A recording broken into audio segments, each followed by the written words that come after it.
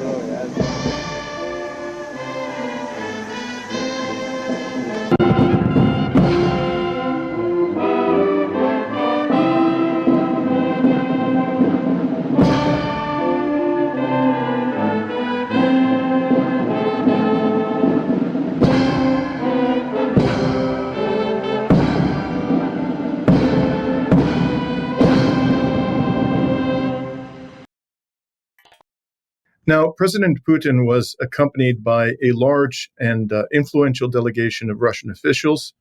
The visit, amongst other things, highlighted important new agreements between Russia and India, including an agreement to increase annual trade, having a value currently of about $65 billion to US $100 billion.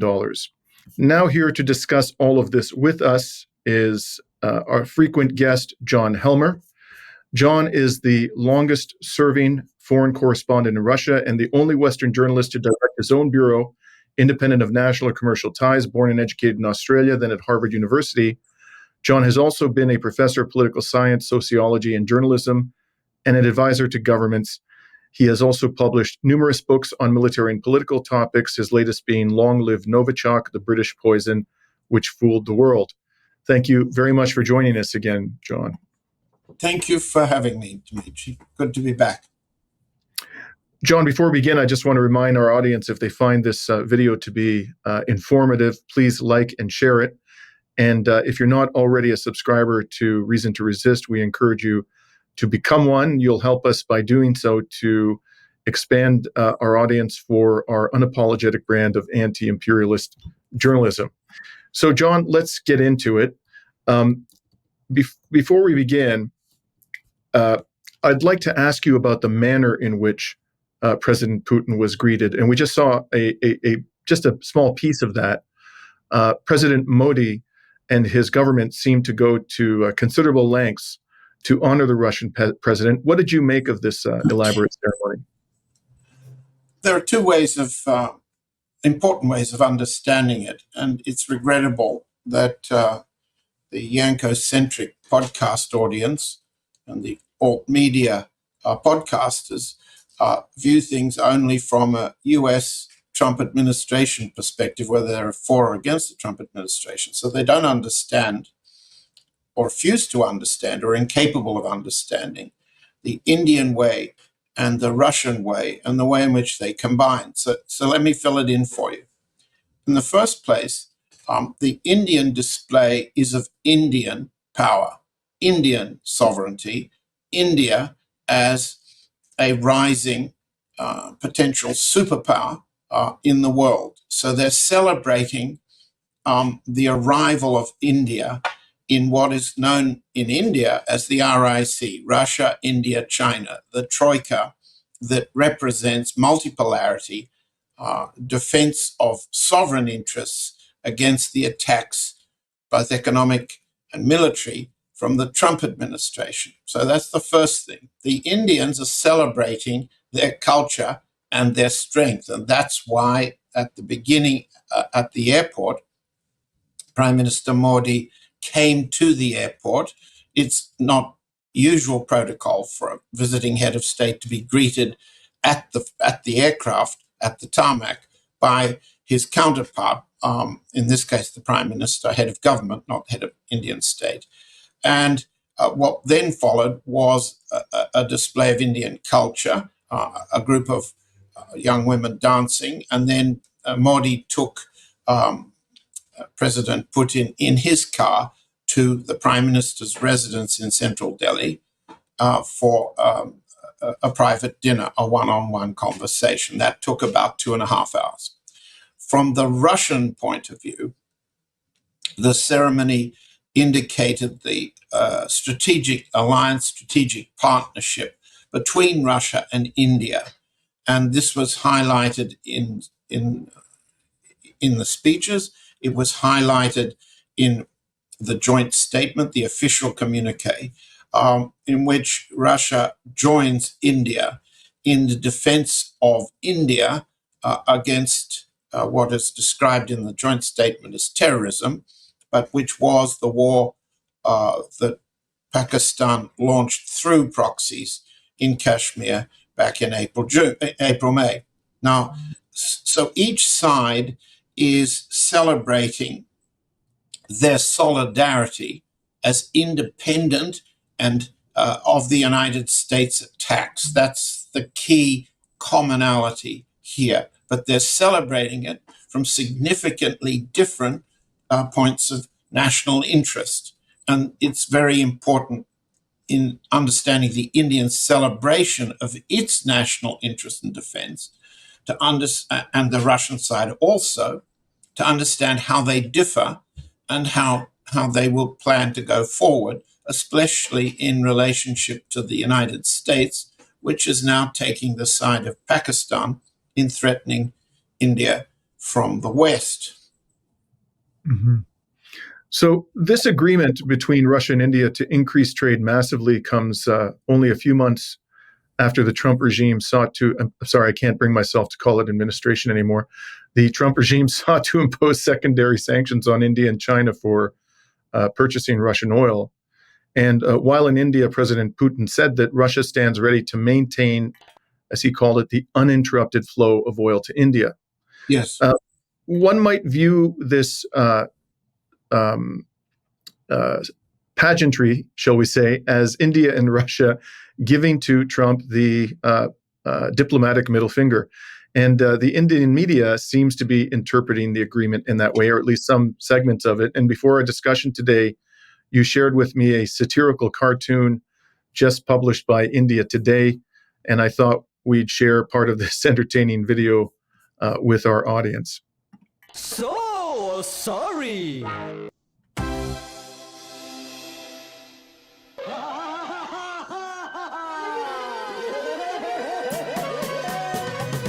ये दोस्ती हम नहीं तोड़ेंगे, मुश्किलें आए मगर तेरा साथ ना छोड़ेंगे.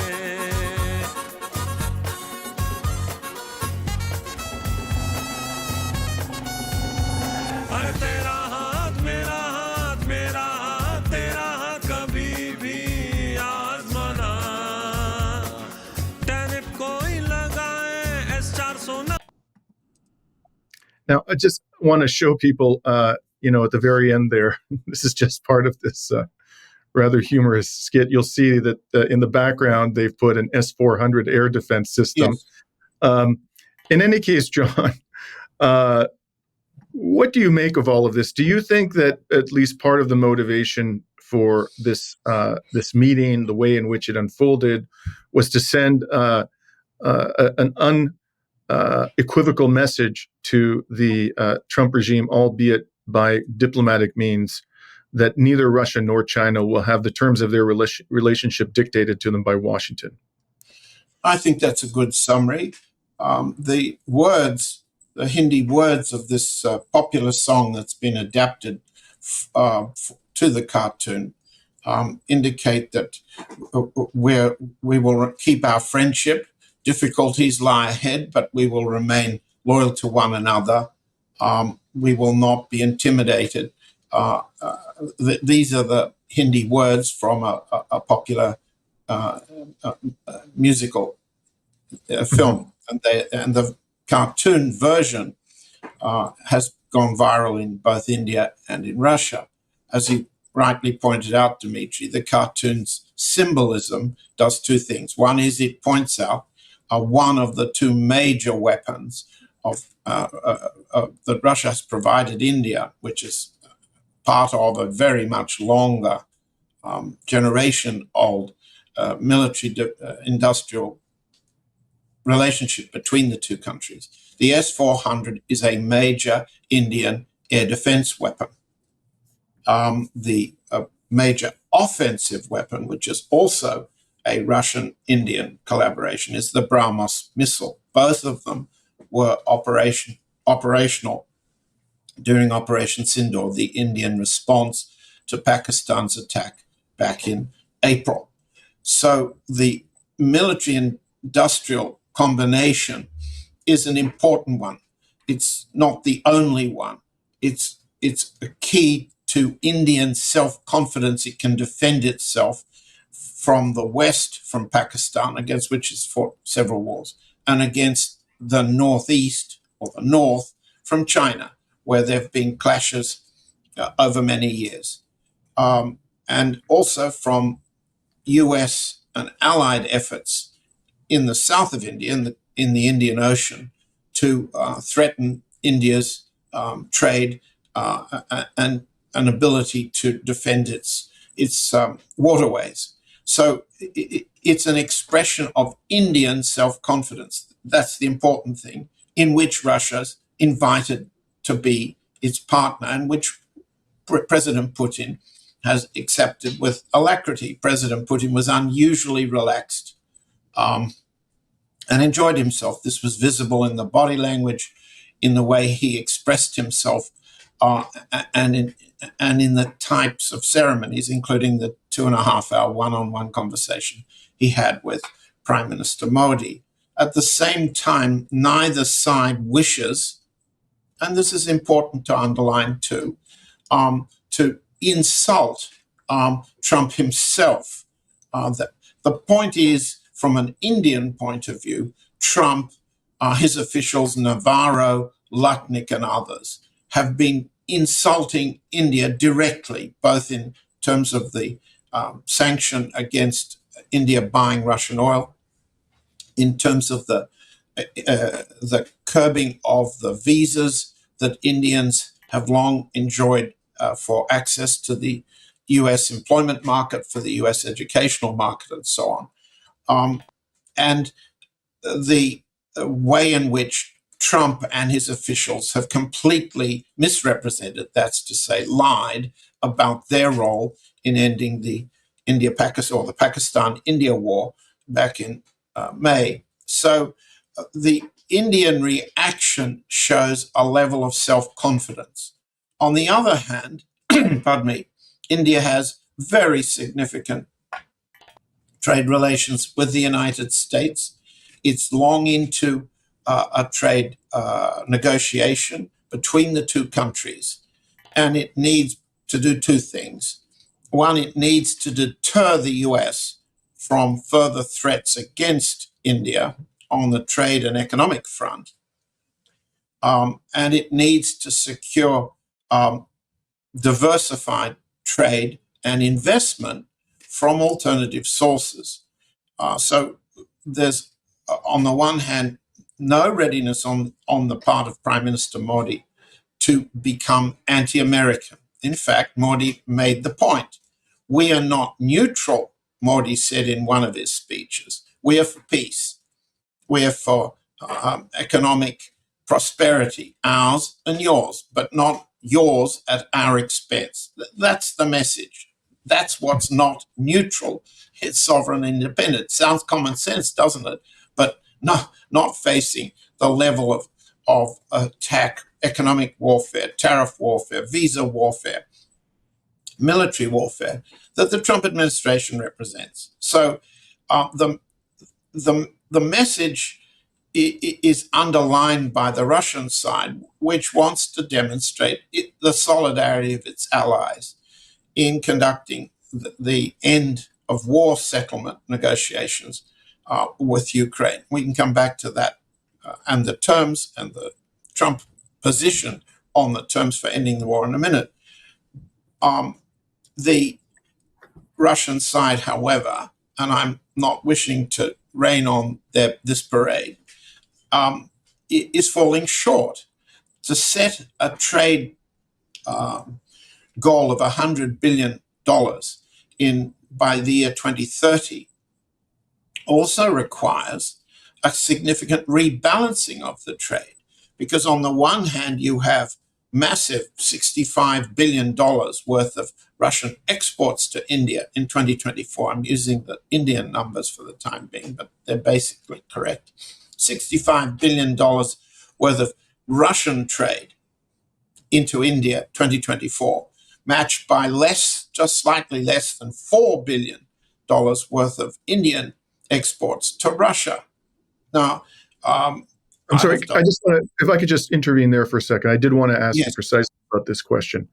It is clear that Russia has energy self-sufficiency and, in fact, a very significant energy surplus for the needs of its population. Yes. So it can export and has done that large amounts of, fossil fuels.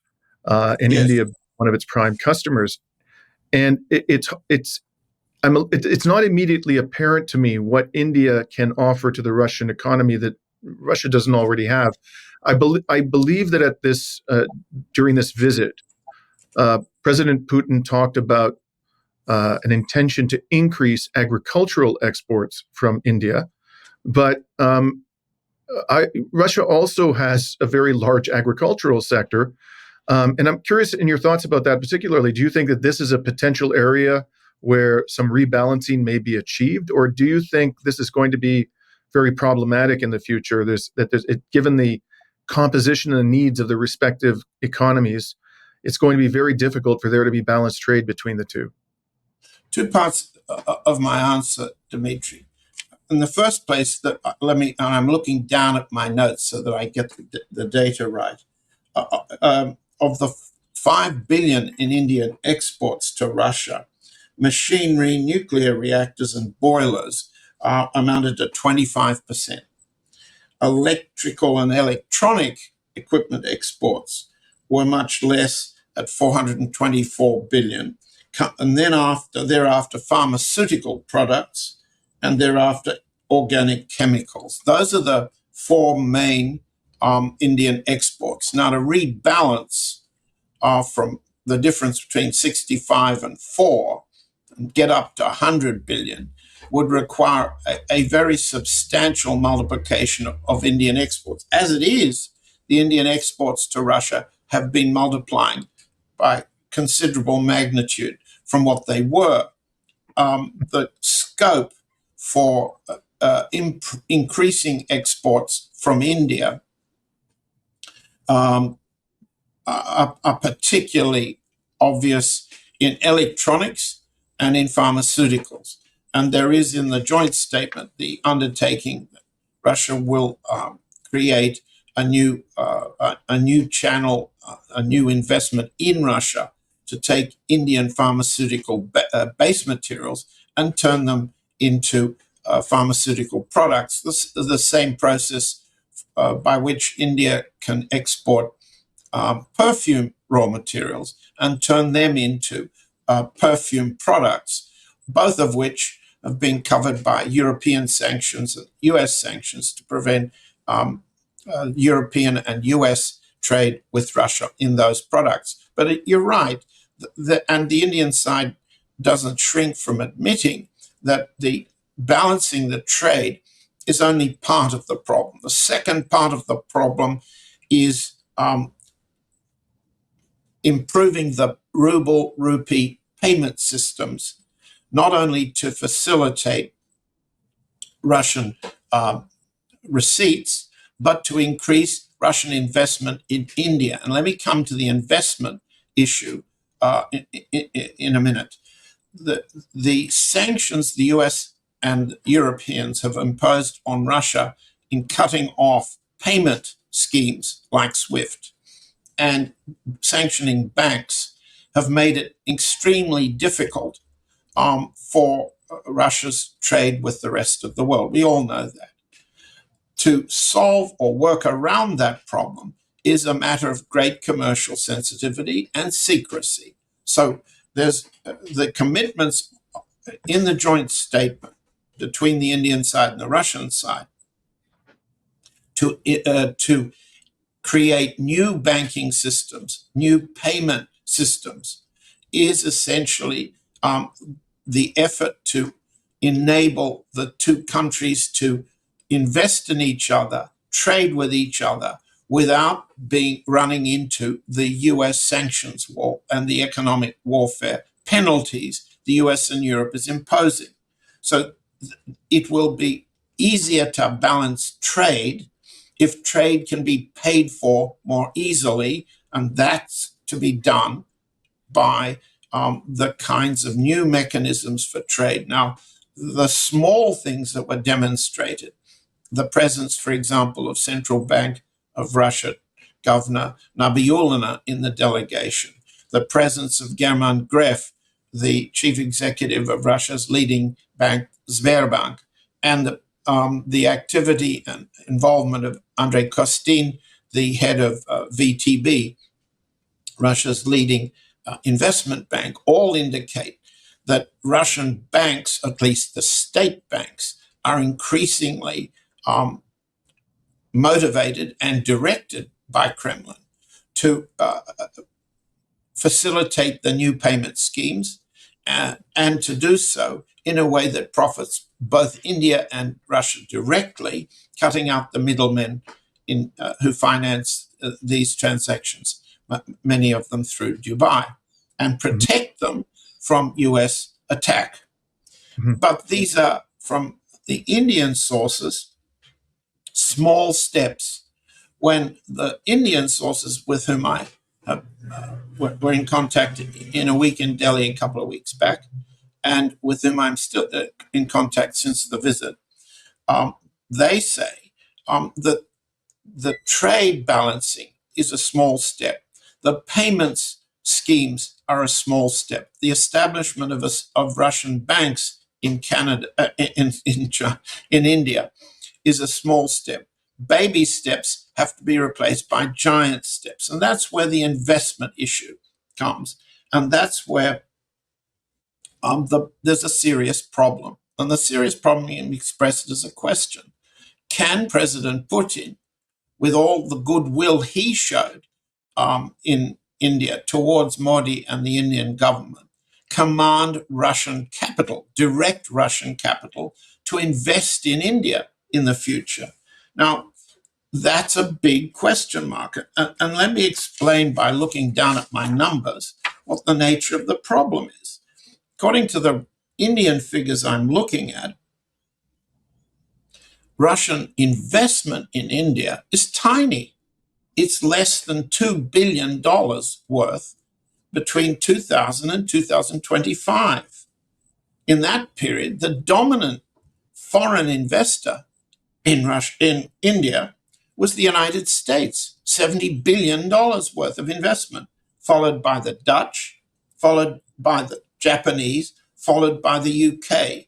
I'm not counting the amount of Indian reinvestment in India, which is reflected in the figures for investment, foreign direct investment coming from offshore havens the Indians use, like Mauritius, Singapore, and the UAE. In the last year, 2024, 2025, according to the Indian figures, foreign direct investment in India amounted to about $50 billion. And that's 15% growth over the previous year. That looks like in financial terms, boom time. And it is boom time. But the Russian role in that is almost invisible.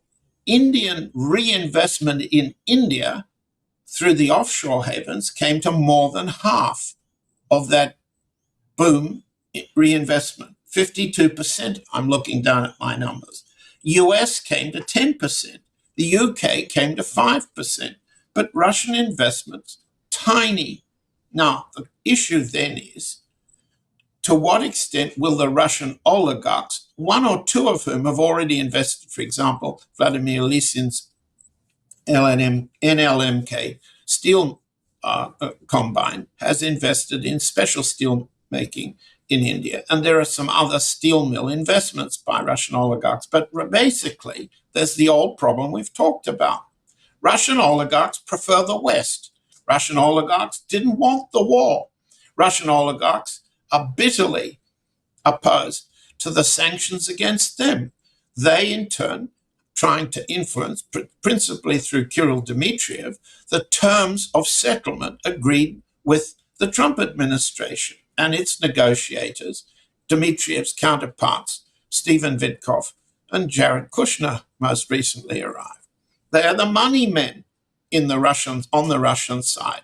And the problem for the future is whether the money men who've never reinvested in Russia, they've offshored and didn't come back. That's quite different from the way the Indians behave. Will the money men continue to put their money, as well as their mouth, in Europe and in the United States?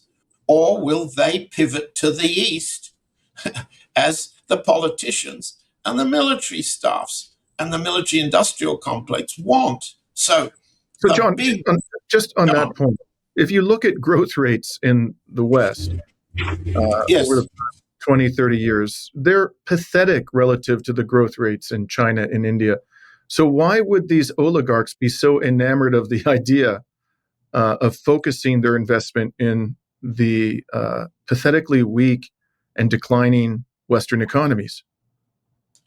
The answer is safe haven. The answer is fifth column. The answer is the policies of the Clinton administration with its Yeltsin regime to create a different kind of regime in Russia that would destroy Russia's federation after destroying the Soviet Union and destroy its capital independence, its sovereign independence militarily first, then its political independence, and then and create economic dependency in which its natural reserves, starting with oil, were owned by, in the first place, the United States. This was the strategy of Mikhail Khodorkovsky, who attempted to sell Yukos, the first of the big privatized Russian oil companies, to U.S. companies. U.S. Influence in trying to take over Russian capital almost succeeded, but didn't. The problem It sounds is like you're saying that those oligarchs, or at least some of them, are effectively collaborators with the West, which wouldn't surprise me at all. Not at all, but please. That's the word for it. So that President Putin has a problem, a big domestic political problem, and it continues to be a problem. We've talked about it in the past. And with India, it's this problem. It's one thing to rebalance the trade to the extent that demand on either side can be rebalanced. It's one thing to facilitate protective payment systems. It's quite another to persuade the Russian constituencies that were meagerly represented in the Russian delegation. It's quite another to encourage them, stimulate them, or direct them to invest in India. If Russian partnership with India is to go beyond the military-industrial one, and that's very important, if it's to go beyond the building of an expansion of Indian nuclear power, which is very important, if it's to go beyond Russian partnership in providing the fertilizers for Indian agriculture, which is important. Then the Russian side has to have this common investment motivation that the Americans, the Dutch, the British have. And it must invest more in India. And with those investments will come increased Indian exports back to Russia, exactly the way the US has been doing. The US, with a level of foreign direct investment in India, creates a foundation that's political. Of course, Indians understand that if it's in investment terms, American butter on their bread, they must orient themselves to American wishes. On the other hand, as the cartoon showed, when American wishes become dictates of policies that are contrary to the Indian interest, there's a reaction, a defensive reaction. But defensive reaction can only go so far as the money goes. And for Russia and India to develop beyond the military partnership, which is important, I'm not minimizing that, the energy partnership, it must increase substantially Russian investment. And that's a political problem for President Putin. Nobody is yet ready to discuss in Moscow. It's discussed in India, though. I imagine. So, as many in our audience will know, John, there have been significant tensions between China and India in the post-World War II period. In 1962, the two sides became embroiled in an armed conflict known as the Sino-Indian War. And that war grew out of the Sino-Indian border dispute. Fighting occurred along India's border with China in India's northeast frontier agency east of Bhutan and in Aksai Chin west of Nepal. And that war reportedly resulted in the killing and wounding of thousands of Indian and Chinese soldiers. Almost 60 years later, and only about 5-6 years ago, 20 Indian soldiers and 4 Chinese soldiers were killed in hand-to-hand fighting with clubs and staves in the Galwan Valley in Ladakh in the first deadly clashes in nearly 60 years, and those deaths triggered outrage and street protests in India. Now, against this backdrop, and as President Putin was about to depart for India, the South China Morning Post published an interesting article on December 2nd. And here you can see the headline of the article. The Post article concerned a peer-reviewed article published earlier this year by Indian scholar Lakshmana Kumar of the Jindal School of International Affairs in India, and drawing on declassified documents from the U.S. Central Intelligence Agency, National Security Council, State Department, and the John F. Kennedy Presidential Library and Museum, Dr. Kumar concluded that, quote, while the Soviets wanted to collaborate with India and China, the United States desired a clear split, close quote. The timing of this article, coming as it did right at the point where President Putin was about to depart for India, and the study itself are interesting. It's almost as if the Chinese, Russians, and Indians are trying to heal historical rifts with this kind of analysis and public commentary, at least publicly trying. Yes. At a time when the Trump regime is quite interested in dividing the three of them. Yes. More broadly, with that as background, John, what do you think? How do you think the Chinese government views this deepening of Russian and Indian ties? Do you think it welcomes it? Do you think it's guardedly favorable? Do you think it's suspicious? What's your sense of the reaction in Beijing? Well, bear in mind that, as I said, Dimitri, I've just come back from Delhi, and there my contacts were at a high political, military, diplomatic level, and also with the Indian media. So our audience can look at a couple of podcasts I did last week with leading Indian analysts where this question comes up. The question in both China and India is the splitting question, the American splitting question, which goes back a long way and reflects the calculation on the Indian side on the American side, that the US benefits if it can divide its potential adversaries, Russia or the Soviet Union, China, India, and others, and is disadvantaged. The US side has always seen its interests disadvantaged strategically if its adversaries combine together. Nothing new about that. And clearly, the paper to which you refer provides a lot more evidence of how long-standing that US policy has been. What comes up now, in direct answer to your question, has been analyzed by Indian colleagues. They've looked at all of the Chinese media coverage of the Putin-Modi visit. And the Chinese asked themselves, in a potential conflict between China and India, particularly following the Galwan Valley fighting skirmishes of 2020, if there were to be another conflict at that level, at the line of contact in the Himalayas, which side would Russia tilt to? And the Indian side asked me, and have asked publicly, and have asked Putin, the Russian side, in a conflict but on the border between China and India of the kind that has already happened several times over, would Russia and tilt towards China, or would it tilt towards India? What would its position be? Question mark. That question mark hangs heavily both in Beijing and in Delhi and in Moscow.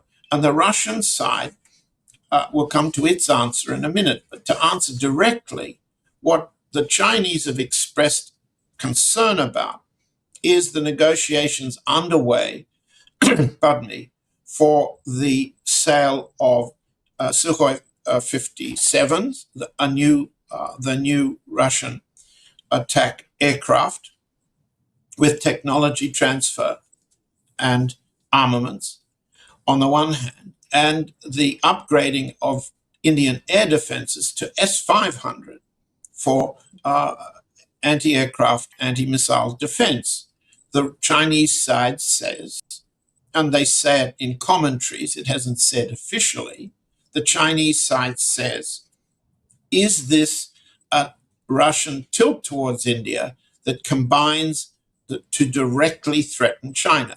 That suspicion of a Russian tilt to India has been expressed during and after the visit by the Chinese side. The Indian side also asks, what is the Russian position if the conflict reaches fighting again?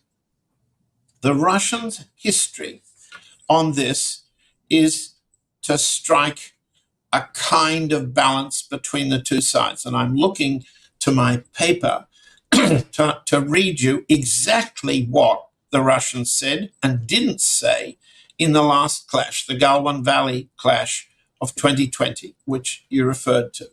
I'm just looking at my text, and I see that the Kremlin spokesman, Dmitri Peskov, said, "We are watching with great attention what is happening on the Chinese-Indian border. We believe this is a very alarming report. We consider that the two countries are capable of taking necessary steps to prevent such situations in the future and to ensure that there's predictability and stability in the region, and that this is a safe region for nations, first of all, China and India." Later, the Foreign Ministry issued a statement that Foreign Minister Lavrov at the time and still have commented in similar ways following a June 17, 2020 phone call discussion of the situation in the Galwan Valley between Russian Deputy Foreign Minister Igor Morgulov, Indian Ambassador Venkatesh Varma, and their and that's it. That's then. The other day, in advance of the Putin's arrival to meet Modi, Peskov gave another press briefing to Indian correspondents. He was in Moscow. It was video virtual. And the Indian correspondents asked this express question: which side are you on? For some odd reason, spokesman Peskov wasn't ready for the question and waffled in answer when reusing almost the same terms as the Galwan Valley comments of 2020, 5 years ago. This is unconvincing to the Indian side. The notion that Russia intends to balance, to be neutral, to encourage the two sides to reach accommodations, that's a central Russian policy. And it's been reinforced by President Putin with Prime Minister Modi and President Xi in a number of meetings that have been celebrated as an indication that the Troika, or RIC, Russia, India, China, as the Indians call it, can use the present situation to solve or resolve or stabilize the Himalayan situation. That would require, my Indian sources say, a clearer GPS or satellite determination of the line, so that the line of contact isn't vague and ambiguous. Vagueness and ambiguity on the line have caused the skirmishes like the Galwan Valley one to which you refer. So the Russian side wants to encourage both sides to take the present moment to define the line and then live by it. In addition, the Russian side is saying, but privately, look what happened in Operation Sindoor, in the terrorism in the Kashmir, which was promoted by Pakistan and led to the brief war of April-May of this year.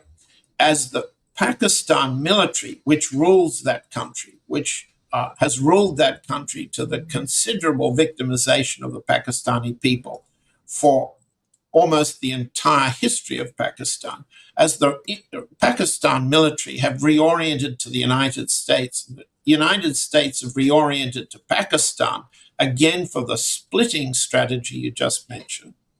The opportunity strategically is for India and China to see the strategic opportunity to unite rather than to divide, and to minimize, therefore, the kinds of frictions that have led to military clashes along the line of actual contact in the Himalayas. So there's suspicion, there's a history of suspicion, there's reason for suspicion on the Chinese side, on the Indian side, that Russia would favor the adversary. The Russian side has taken a neutral position which doesn't satisfy either China or Russia or India in the way in which Peskov expressed it. Now, there are problems that have been unexplained that emerged in the last week in Moscow between Russia and China. I highlighted that in a recent Dances with Bears, and the audience can look exactly at what was said publicly by Foreign Minister Lavrov when he met with Chinese Foreign Minister Wang Yi at the same time, Tuesday, December 2, as President Putin was meeting with the two US negotiators, Witkoff and Kushner. The problems apparently arising between China and Russia surfaced during the Lavrov-Wang meeting. They did not surface so obviously in meeting earlier in the day when the Chinese foreign minister met at the Russian Security Council, but there seems to be a set of problems between the two that neither side wishes to clarify. That's very unfortunate if it's happening, and I'm not sure that it's happening, but the evidence is there in the Wang-Lavrov communiques of uncertainty towards each other despite their best intentions. This is the background, you might say, for the display of informal Chinese suspicion that India and Russia are getting together in a way that threatens Chinese interests. That too is regrettable, and it's regretted as much on the Indian side as on the Russian side as on the Chinese side. Now, troikas make, not only in politics but in bed, very difficult combinations to deal with when each side is jealous of one another. Everybody knows that from the bed. Everybody should understand it from politics too, don't you think? And of course, this troika has to deal with the elephant in the room, which is Trump and the national security strategy, which the U.S. government just issued, is being interpreted by some as an overt expression of the U.S. government's aim of driving a wedge. And it's not the first time we've heard this, of course, between Russia and China. And it's interesting that this meeting between President Putin and these shysters, as I call them, Steve Witkoff and Jared Kushner, took place just a few days right before President Putin's departure for India. And perhaps the timing of all of that was coincidental. I personally don't believe in such coincidences. But let's talk then for the final part of our interview about what actually happened in that meeting, not just its relevance to Russia's relations with India and China, but of course, and primarily, what it all means for the war in Ukraine. I've not been shy about saying that I don't think Donald Trump is serious about bringing an end to the Ukraine war. I find this latest initiative, this 28-point peace prank, as I've called it, to be utterly unconvincing in terms of evidence that he's serious about bringing the Ukraine war to an end. But I'm interested in your view, John. What do you think went on in that meeting? And do you think that the parties are materially closer to bringing an end to what is effectively a war between the Russian Federation and the United States, along with its NATO vassals? Or do you think we're no closer to a negotiated resolution than we were before Witkoff and Kushner flew into Moscow? Lots of questions to answer there, Dimitri. Thanks for asking them. Let me see if I can go through them part by part. In the first place, you said you're not sure that Trump is serious about ending the war in the Ukraine. I would say... I went further. I'm of the view that he is absolutely not serious, to be very clear. It's not that I'm not sure. I'm convinced that he isn't. But I could be wrong, of course. No, I agree with you. I was going to say President Trump is not serious. He's not a serious individual in the neurological sense, the cognitive sense. He can't express a serious view that he thinks and can persuade and can argue cogently. The man doesn't read. The man speaks in slogans, in jingles, and in mottos. The man has no memory and no memory of what has actually happened, no comprehension of the truth. These are, let's say, cognitive problems. This is what makes the man a figurehead, a mouthpiece, potentially a problem for such ambitious and cleverer successors as J.D. Vance. It also makes him potentially manipulable, not only on the part of his own men, but on the part of the CIA, the let's call it the deep state agencies of the United States government, but also on the part of his allies in Europe and the rest of the world. Everybody has come to a similar conclusion. They are too polite to say, while adopting similar tactics to manipulate, to prompt, to appease, to ingratiate, and to bribe the President of the United States through his family members, through his bagmen like Witkoff, Lutnick, and others. This is how everyone sees him. The emperor is, in a sense, cognitively, neurologically naked. He wears clothes. He decorates himself in gold, but he's naked to everyone who must therefore deal with the fantasy. his fantasy because it's a violent one, it's a war-making one. On the issue of the national security document, that takes another discussion we don't have time for. But I don't take the text as seriously as others have, that this represents a significant change in US thinking. I haven't got the numbers directly in front of me, but roughly speaking, 49 or 50 mentions of Europe dominate the paper.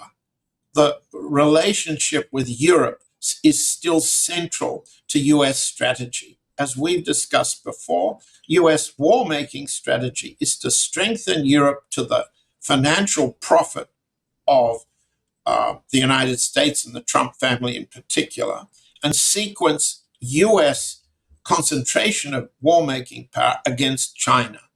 Against China, China is roughly the next most mentioned state in the document. Russia trails way behind. I think the dimensions are 50 mentions of Europe, about 20 mentions of China, 10 mentions of Russia, 4 mentions of India, Israel, Australia, Canada. A little less than Israel and Australia. Why am I not surprised? To what extent do these numbers tell you about their priorities? Well, their priorities aren't being spelled out as clearly in the document as some of the strategy documents come out of the Pentagon in the past. So let's move from the national strategy document to what it exactly was when Kushner and Witkoff showed up for 5 hours of talk with President Putin on Tuesday, December 2. In the first place, the US side has been remarkably silent, unusually silent in providing any readout, almost none whatever. I may have missed it, but I haven't seen it today. Second, President Trump is also rather silent, took about 48 hours before he said anything or tweeted anything on what had happened. Basically, if I go to rollcall.com and look at exactly what Trump has said since the meeting, he said he doesn't know what the outcome was. He thought it was a positive meeting, but Trump doesn't know what the outcome was. Now, that's probably a truthful admission by the head of the US government. There's no indication of how the negotiations that took place have moved beyond the so-called 28-point or 27-point plan. Yuri Ushakov, in his readout of the meeting, he was there, and then President Putin's subsequent statement about the meeting, he was there, indicate that what the US has done is take the original Miami plan, let's call it, of 28 points, remove the last point, point 28, which is about ceasefire, an implementation of what was called retreat. The Russians aren't going to retreat anywhere. Turn the 27 points into 4 different documents.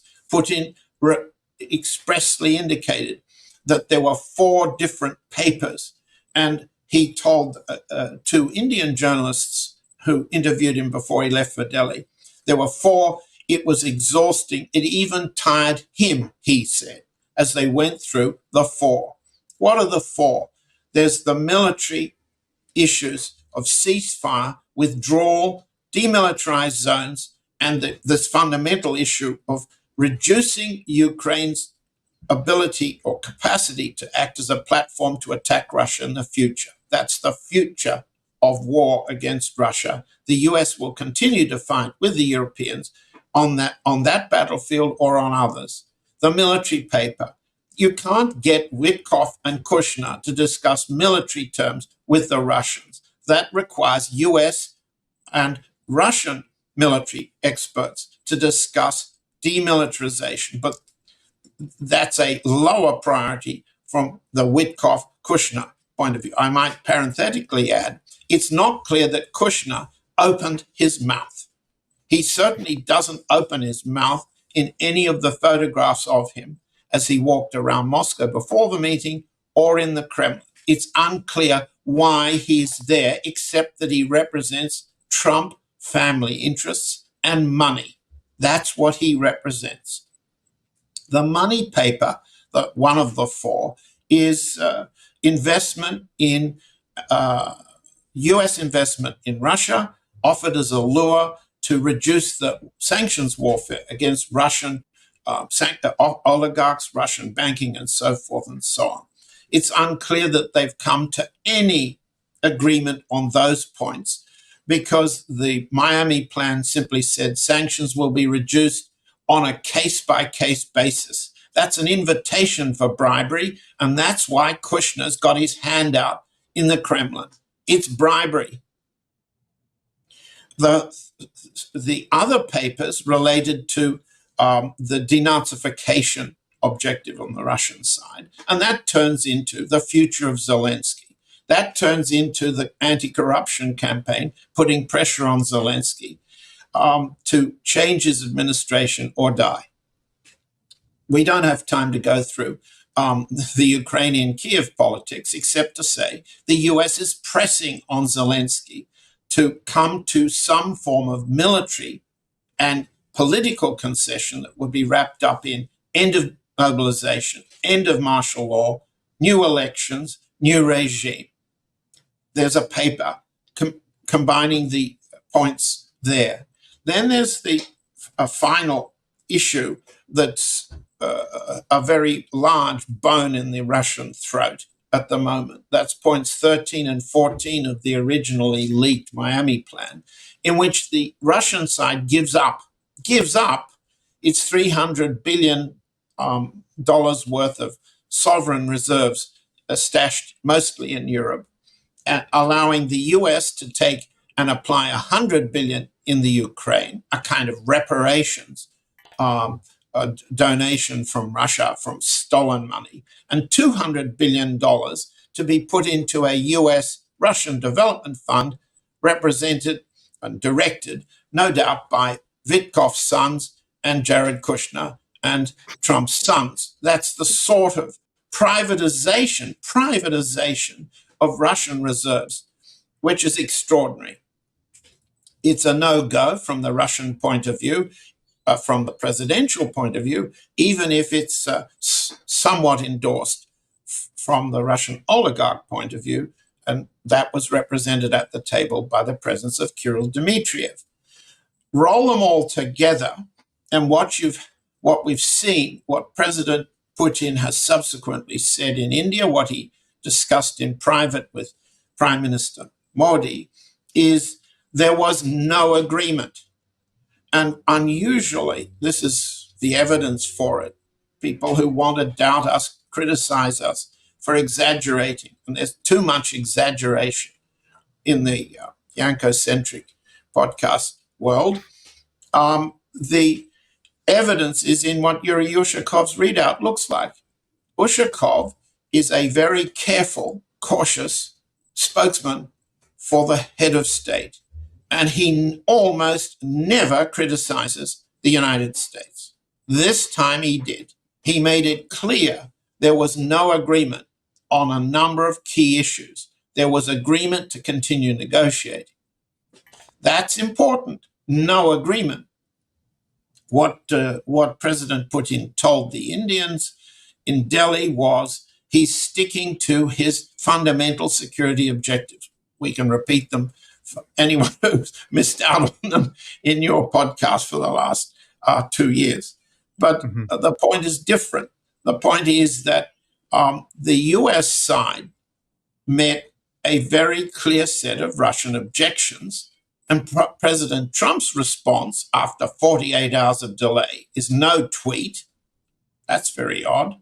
And finally, a statement in a press gaggle. I thought it was a useful meeting. I don't know the outcome. That means that the US, an aggressive force, is meeting an immovable object, Russia. And it takes more than physics to figure out that when this American immovable accelerating object, not immovable. Accelerating object meets a Russian immovable force on that battlefield. What kicks in? We've said it before. Trump is in retreat. Trump doesn't want, for domestic political purposes, for psychopathological purposes, for personal vanity, Trump cannot, as a president, accept a loss, a defeat, a rout in the Ukraine. Better everyone else be to blame. Better the corrupt Zelensky regime be to blame. Better the Russians are to blame. Better he covers his retreat with a smokescreen of, I don't know what's happening. If they want to fight it out, that's fine. They can fight it out.